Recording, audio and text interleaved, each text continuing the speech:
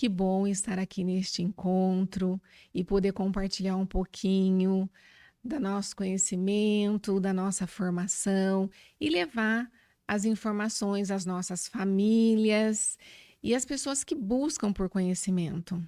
Eu me chamo Ana Maria Valim, sou psicóloga, neuropsicóloga, pós-graduanda em terapia cognitivo-comportamental e hoje nós estamos com uma convidada muito especial, doutora Gabriela Giovannini, uma querida, né? Muito obrigada, né, por este momento.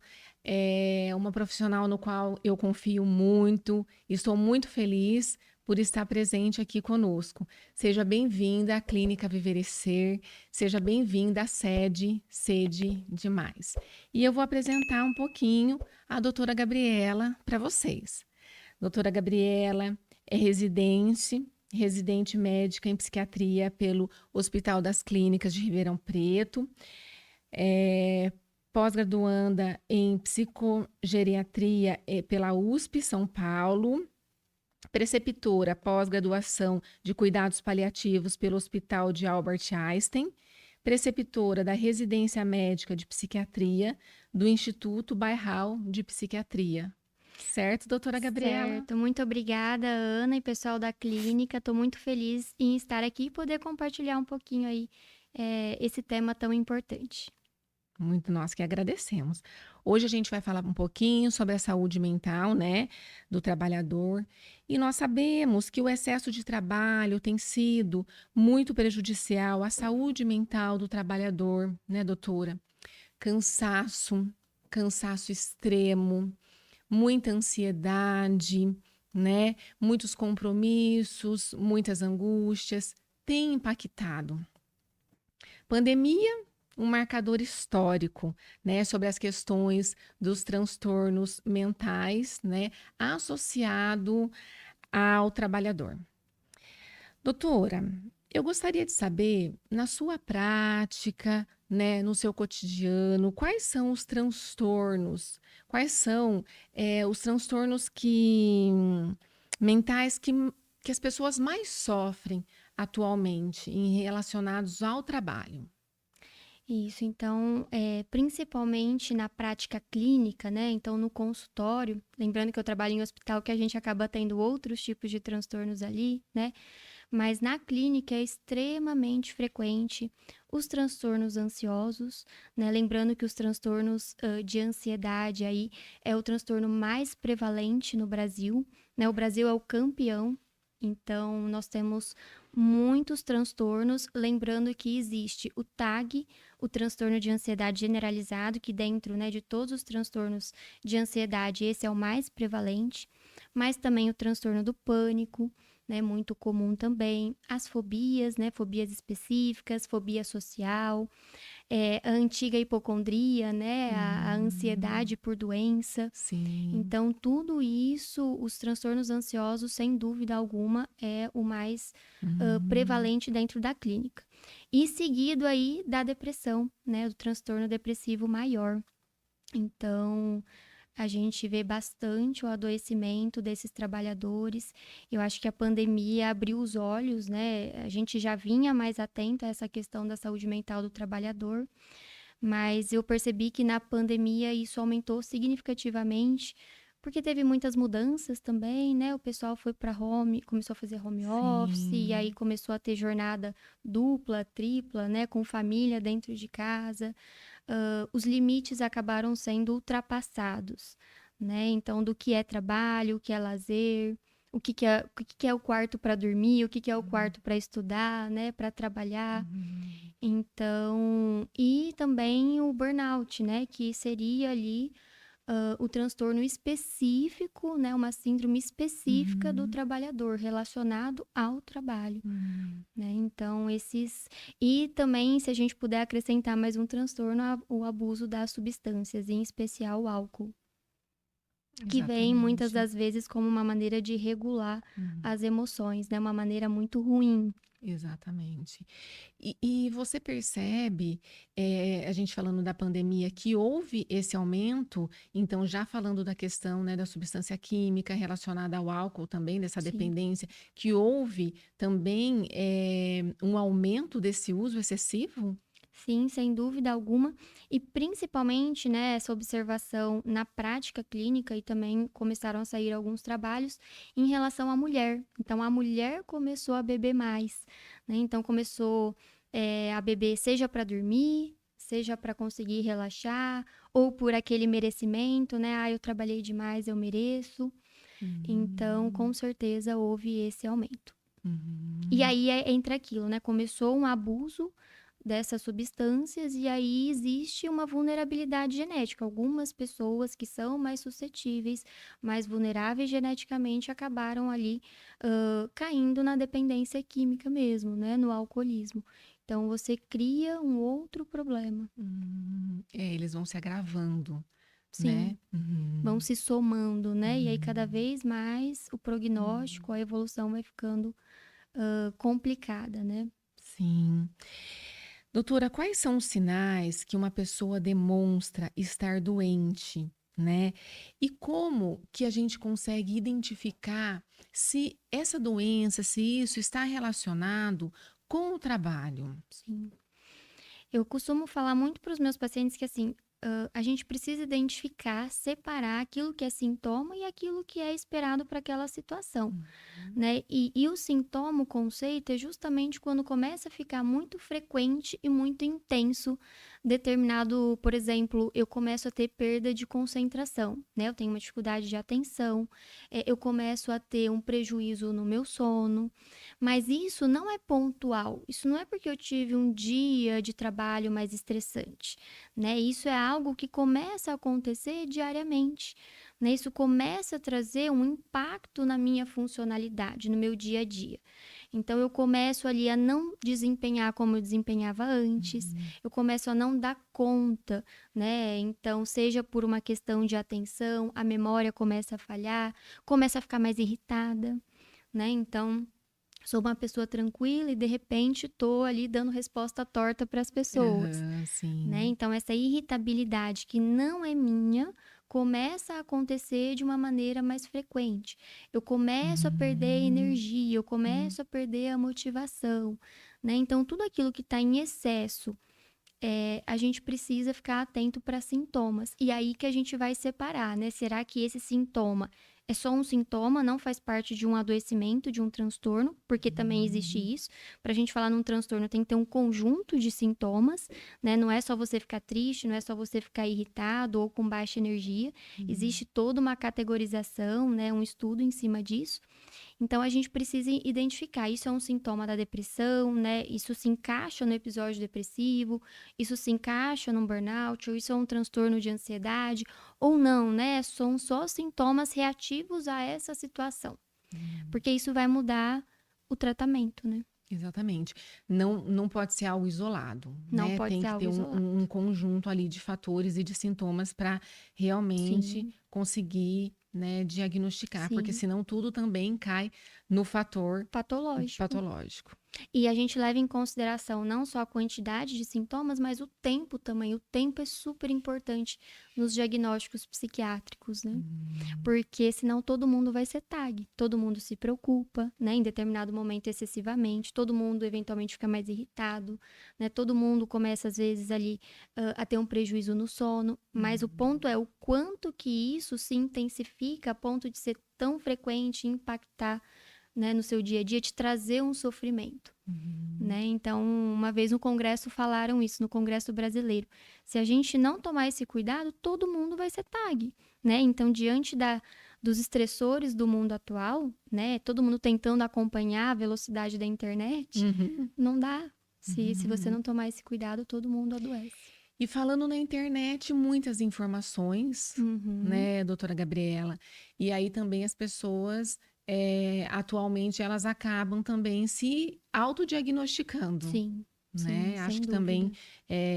depois da pandemia, isso também foi um Sim. problema, né? Porque também todo mundo ficou muito isolado, Uhum. né? Houveram algumas situações, então também a gente escuta, eu escuto muito no consultório isso, Sim, né? Até de adolescente, eles já sim, chegam falando que eles já estão com transtorno de ansiedade sim, ou que eles estão, né, com um burnout. A gente sabe que é sim, algo que acontece, mas assim, né? sim, Vamos analisar, vamos, né, encaminhar e sim, porque senão acaba ficando sim. tudo, né, muito.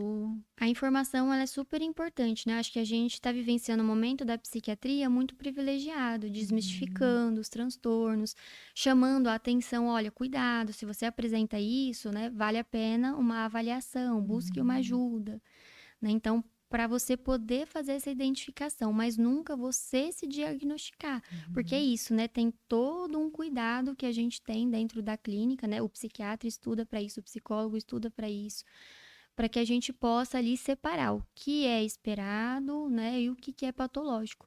E se for patológico, o que a gente vai fazer diante disso? Porque nem tudo também é medicamentoso, né? Então, nem todo tratamento é medicamentoso. Uhum, Então, acho que a exatamente. internet tem esses dois lados, né? O Uhum, lado bom e o lado ruim, como é, tudo, né? uhum. Doutora, quais são os fatores de risco? Pensando no adoecimento do trabalhador, você Pensando no fala, né? adoecimento do Sim. trabalhador, quais são os fatores de risco? Existem aí, na verdade, né, a gente separa em dois grupos, né? O fator de Uhum, risco individual, que é da pessoa, e o fator de risco do trabalho em si. Então, por exemplo, trabalhos que não valorizam o trabalhador, que não dão uhum, feedbacks, né? Então, não dá uma devolutiva. Por exemplo, você está se esforçando, né, bastante, você está trabalhando a mais do que você deveria, você está ali dando o seu melhor e de repente você não tem essa devolutiva. Isso pode desmotivar o trabalhador, né? A uhum, questão de falta de cooperação uhum. entre os trabalhadores. Então, você trabalha onde a gente fica a maior parte do tempo, né, do dia. Sim. Então, se você não está num ambiente em que você se sente confortável, que você pode contar com um colega, não necessariamente você ter amigos ali, mas pessoas que você possa Uhum, contar, né? Então, isso também é um fator de risco. uhum, É claro que aqui também entra os turnos, né? Que às vezes não tem jeito, o pessoal que trabalha à noite, que uhum, acaba alterando todo o ciclo circadiano, o ciclo de sono. uhum. Isso também é um fator de risco. A gente sabe que muitos trabalhos, né, acabam sobrecarregando. Às vezes a pessoa é muito boa e dá conta de muita coisa. Quanto mais ela dá conta, mais vão Mas, colocar, entendeu? uhum, Então, às vezes, a pessoa não consegue colocar esse limite. E ela vai pegando, vai pegando. E nós temos um limite, né? Então, reconhecer isso e conseguir dar uma recuada é super importante para a saúde.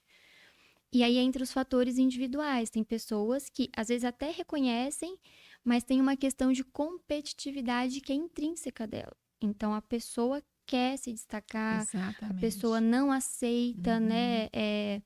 Falar, não, isso eu vou fazer outro dia. A pessoa às vezes não aceita férias. Quantas e quantas pessoas não aceitam tirar férias? Seja porque o negócio é próprio, né? Então ela ali não pode tirar, ou porque ela é a principal cabeça ali do negócio, né? Mas, ou vai acumulando por outras razões, mas as férias são fundamentais, o descanso é fundamental, né? A questão do perfeccionismo, né? Pessoas exatamente, muito doutora. perfeccionistas, muito rígidas, Uhum, então isso acaba entrando como um fator de risco. Falta de propósito no trabalho também, né? Então, às vezes, tem muita gente que fala assim: eu trabalho, mas não sei, não faz mais sentido esse trabalho. Eu já uhum. tive um prazer nele, né? Mas agora eu trabalho e tô só enxugando gelo. Tem gente que fala isso, né? Então, e a questão de muitas pessoas não se cuidarem, né? Então, deixa ali muito a maior parte do tempo para o trabalho e não conseguem ter uma atividade de lazer, não conseguem fazer uma atividade física, não conseguem ter relações saudáveis. Chegam no trabalho, vão direto para a internet, onde vão se alimentar, né, de pessoas que estão vendendo também essa ideia da competitividade, do quanto que você precisa produzir, né? Então, enquanto tem gente trabalhando, você está descansando, você está dormindo. Então, tudo isso acaba alimentando e sendo um fator de risco, né? Eu achei muito importante essa fala sua da questão da competitividade, porque a gente vê muito isso mesmo, né? Então, Uhum, dessa questão das pessoas não se permitirem ao descanso, né? Ao uhum, autocuidado mesmo. Então, muitas vezes eu percebo, né? Até uhum, quando eu acabo atendendo no consultório, pais, né? De uhum. adolescentes, e você percebe que muitas vezes precisa ser encaminhado para uma terapia, Sim, né? Aquela mãe ou aquele pai porque não consegue estar tendo ali um momento, né, com o adolescente ou com a criança, por conta desse trabalho excessivo, por conta dessa cobrança, dessa competitividade, né, no trabalho. Então, eu acredito que, assim, não existe mais esse espaço, né? Eu sempre acabo dizendo no consultório com os pais assim, que seja uma hora, mas que seja uma hora de qualidade, sim, né? Mas eu percebo que hoje, assim, muitas vezes não consegue se ter este momento, porque muitas vezes o trabalho acaba, né? Vou usar esse termo, engolindo as pessoas sim, mesmo, né? sim, Então, eu acredito que essa reflexão, né? Eu acho que é muito importante para que as sim, pessoas tenham uma tomada de sim. consciência nesse sentido. Sim, e assim, as pessoas chegam exaustas, né? Então, principalmente quem lida com pessoas, né? E isso é um outro fator de risco. Você lidar diretamente com pessoas é um fator de risco para você adoecer no trabalho, Sim. né? Então, você chega muito esgotada. Isso é uma queixa frequente. Eu chego esgotada em casa e eu não consigo. E eu explodo com o meu filho, com a minha filha. Depois eu me sinto culpada, né? Porque ele não tem nada a ver com isso. Mas eu não tô dando conta, né? Eu não consigo dormir direito, eu acordo cansada.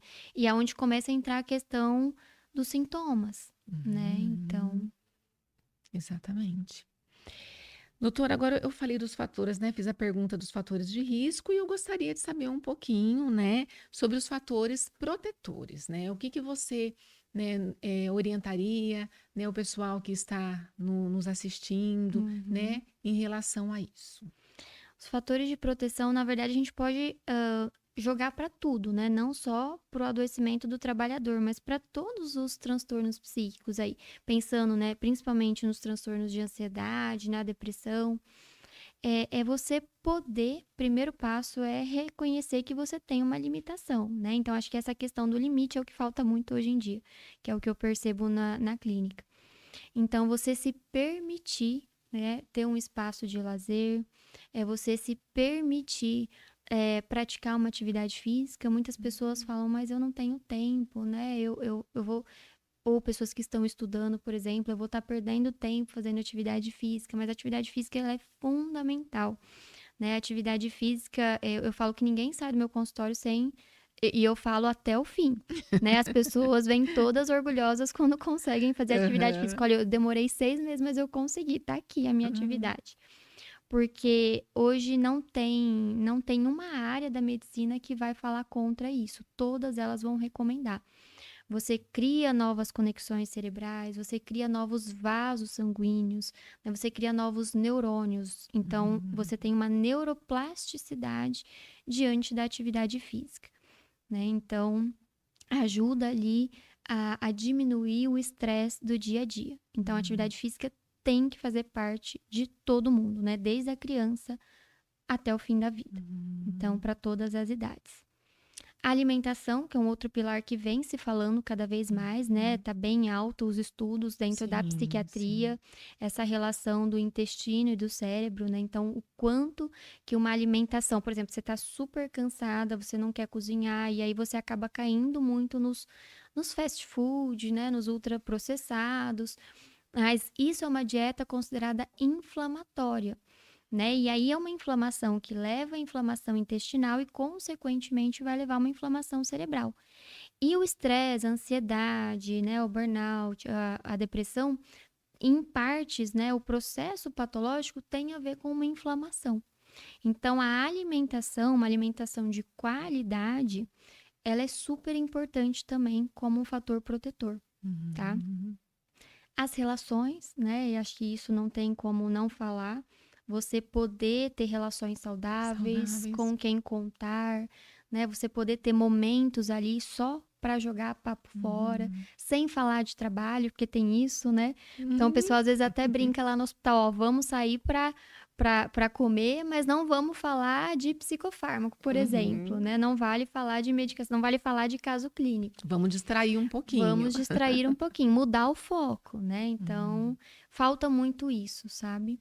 É você buscar um propósito mesmo de vida que não seja só o seu trabalho. Uhum. Claro que o trabalho é super importante, mas você precisa ter outros focos, porque senão chega uma hora que o trabalho você fica tão exausta e aí pronto, acabou o propósito de vida. Você acaba pondo em risco, você se põe em risco, né, em relação a outros adoecimentos. Então, basicamente, é importante a gente pensar nessa questão de estilo de vida, né? Então, as relações, alimentação, atividade física, técnicas de relaxamento também que vocês utilizam bastante Bastante na, mindfulness, na a gente TCC, na TCC, exatamente. a gente trabalha bastante, né, com as técnicas de Sim. relaxamento. E assim, eu tenho percebido, doutora, que é muito rápido. A Uhum. melhora é muito rápida, né? Uhum. Também tem a técnica de mindfulness que eu acabei de Sim, falar. Então, realmente, a gente consegue sim sim. ver um resultado um pouquinho mais rápido. Sim. E assim, pessoas que têm só o sintoma e não têm o transtorno, né, a doença em si, Uhum, com essas técnicas, né, com a psicoterapia, com a mudança de estilo de vida, é o suficiente para remitir, para ficar bem, né? uhum, Porque também tem isso, as pessoas às vezes procuram algo mais rápido, né? Querem encurtar o caminho. Então não é incomum, tem grande parte das pessoas tem muito medo dos psicotrópicos, né? Mas tem sim. uma parcela que quer o psicotrópico, né? Uhum, Quer o antidepressivo para reduzir o estresse, mas a gente não medica estresse. Tá errado isso, né? Isso não se sustenta, na verdade. O antidepressivo tem um mecanismo de ação muito específico, né? Então ele não consegue abranger tudo. uhum, Então, esse estilo, a gente fala um descanso ativo, né? Não é você chegar em casa e assistir Netflix ou ir assistir, né, TV, ou ficar no celular, que é o que as uhum, pessoas mais fazem, né? Fica no celular. Então, a gente precisa de um descanso ativo. Então, fazer atividade física é um descanso ativo. Você poder jogar, né, pessoalmente com alguém é um descanso ativo. Você poder ler é um descanso ativo. Ler, né, leitura física é melhor que a exatamente. leitura Uhum. virtual. Então, Ter um contato com as pessoas saudáveis, contato, como sim. você falou, né? A academia, por exemplo, atividade física, seja qual for o Pilates, né? E, enfim, Sim, outras mais. Nestes momentos também você está se relacionando com algumas pessoas que estão sim, ali, sim, né? sim, Então, assim, e realmente isso que você falou, qualquer médico que você vai hoje, né? Qualquer especialista, eles acabam encaminhando para você participar de uma sim. atividade física. E a inflamação, né, uma questão importante que você falou, né, cérebro e intestino. Uhum, Eu acredito que muitas vezes, assim, as pessoas ainda não estão muito atentas a isso, né? uhum, Apesar de que os estudos avançaram muito, hoje tem, né, o Instagram, né? A gente percebe, né, no seu canal lá do Instagram uhum, que você está uhum. colocando bastante informações. Eu acho que é muito interessante. Porém, eu acredito que ainda precisa se levar mais informações relacionadas, né, a isso, porque muitos não conseguem se atentar, Sim, né, e quer encurtar esse caminho sim. mesmo. Até porque quando a gente fala em mudança de estilo de vida é muito difícil, né? Você precisa engajar, você precisa ter uma constância, porque o resultado não é imediato, você não enxerga a Uhum, inflamação. Você até pode sentir o cansaço, né? Você sente, mas sempre você vai atribuir a alguma coisa. Ah, é a sobrecarga, trabalhei muito, né? Tá difícil a minha vida, enfim. Mas você não enxerga. Então, tudo, eu percebo que tudo que não é palpável, eu não consigo provar com exames, a pessoa não vê, ela acaba ali tendo dificuldade, às vezes, de realmente engajar, sabe? uhum, E é isso da atividade física, só aproveitando pra gente concluir essa parte, como é uma coisa que eu trabalho sempre, aí eu ouço diversas histórias, né? uhum. Eu falo que eu faço atividade física para diminuir a minha chance de demenciar, né? Porque uma das poucas coisas que reduz a chance de você ter uma demência de Alzheimer É é a atividade atividade física. física. Aí uma essa semana falou assim: eu faço porque eu quero levantar sozinha do vaso sanitário, porque eu não quero que ninguém me ajude. Então vai muito assim, a sua independência, né? Sim. Então eu quero manter a minha autonomia, a minha capacidade de tomar Uhum. decisão, ela quer manter a independência Dependência dela, dela. né? E a expectativa de vida vai aumentar, né? A tendência é que a gente consiga viver mais, Sim. mas a gente vai precisar da atividade Uhum. física, senão a gente não vai dar conta de ter qualidade sem ela, entendeu? Sim, sim. Doutora, gostaria de te agradecer. Muito obrigada por estar aqui conosco. Obrigada, Ana. Obrigada, pessoal da Clínica Viver e Ser também. Pessoal, nós da Clínica Viver e Ser convidamos vocês para acessar o nosso canal do YouTube. Inscrevam-se lá. Muito obrigada.